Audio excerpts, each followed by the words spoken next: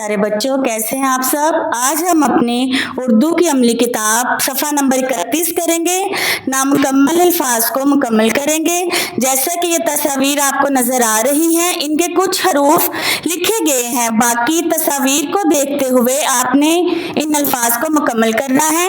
चलें देखते हैं कि पहले कौन सी तस्वीर है हमारे पास। ये है तौलिया। तौलिया का तेवा तो लिखा गया है, बाकी हरूफ हमने लिखने हैं। लाम, ये लिफिया, तेवा तो लाम, ये लिफिया, तौलिया। लूमड़ी, लामलो, मीम डियेड़ी, लूमड़ी। गुड़िया, गाफेगर, ये लिफिया गुड़िया। गुलहरी, इसकी छोटी लिखेंगे। ये है हिरन, हेरे हर नून, हिरन। मोर, मीमा मोरे, मोर।